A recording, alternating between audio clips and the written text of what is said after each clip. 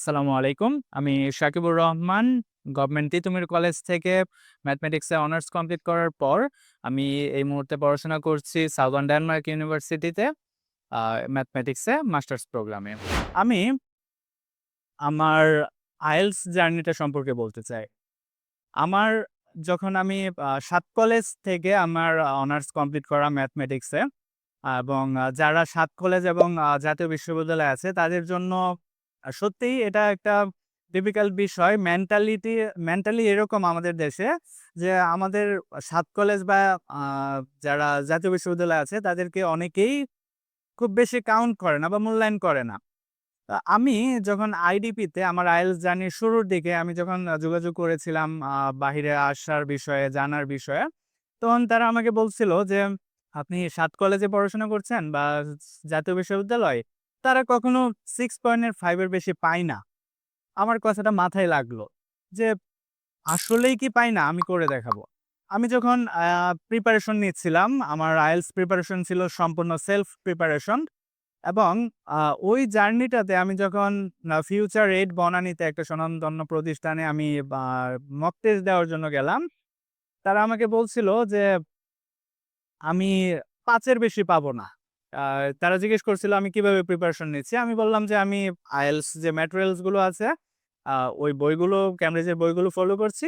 পাশাপাশি mock IELTS এর বইগুলো ফলো করছি এবং কিছু YouTube চ্যানেল থেকে ফলো করছি। তো তারা আমাকে জাস্ট বলল যে, "তুমি ৫ এর বেশি পাবেন না। যারা এভাবে নেয়, পরীক্ষা এরকম হয় না। পরীক্ষা অনেক চেঞ্জ হচ্ছে।"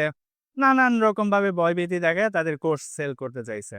তো আমি কোনো কিছুতেই পাত্তা দেই না। আমার প্রিপারেশন কন্টিনিউ করেছি এবং আলহামদুলিল্লাহ আমার ব্যান্ড স্কোর ছিল 7 with 8.5 in listening, 7.5 in reading.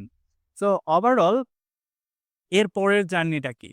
আমি আইএলটিএস ট্রেইনার হিসেবে নিজেকে প্রতিষ্ঠিত করি এবং যতটুকু সময় এরপরে বাংলাদেশে ছিলাম, আমি আইএলটিএস ট্রেইনার হিসেবে ছিলাম। অত্যন্ত ব্যস্ত একটা লাইফ ছিল। অ্যান্ড আমি ডেনমার্কে পৌঁছানোর আগেই আমার অনেক স্টুডেন্ট অস্ট্রেলিয়া সহ ইউরোপের অন্যান্য দেশে চলে গিয়েছে।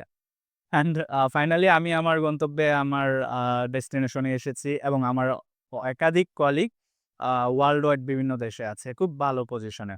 সো এটা বলার পিছনে কারণ হচ্ছে আমাদের মাইন্ডসেট চেঞ্জ করতে হবে এবং সেই সাথে আপনার মাইন্ডসেট চেঞ্জ করতে হবে যে আপনি পারবেন। যখন আপনি নিজের উপর বিশ্বাস স্থাপন করতে পারবেন যে, "না, আমি পারবো," দেন আপনার চারপাশের মানুষ অবশ্যই বিশ্বাস করতে বাধ্য হবে যে, "he is something now." And আপনি শুধু সামথিং থাকবেন না, তার থেকে অনেক বেশি হবে। সো ইন ব্রিফ জাস্ট আপনার লাইফ টার্নিং পয়েন্ট একটা ভালো IELTS score. Whatever your CGPA is, whatever your background is, just focus on a good IELTS score. আর এটা জাস্ট একটা exam. It's not like rocket science.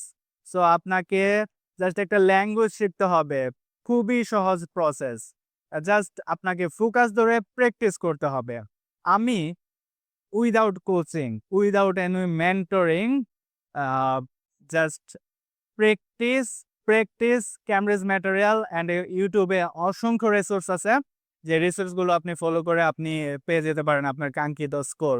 যেখানে আপনাকে গ্রামার অথবা অ্যাকসেন্ট নিয়ে দুশ্চিন্তার ভয় আপনাকে বিভিন্ন এজেন্সি বারবার বা বিভিন্ন আইএলটিএস প্রতিষ্ঠান আপনাকে দেখাতে থাকবে এবং আপনার সেলফ এস্টিম যেটা আমরা বেড়ে উঠেছি ইংলিশের প্রতি একটা জড়তা, ভয়, মানুষ কি বলবে?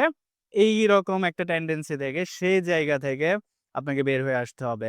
একটাই কথা, লজ্জা শরম ভুলে যেতে হবে। আপনি লজ্জা শরম ভুলে গিয়ে কাজ করতে পারবেন। আপনি আপনার ফিল্ডে শুধু সফলই হবেন না, সর্বোচ্চ মাকামে পৌঁছে যাবেন।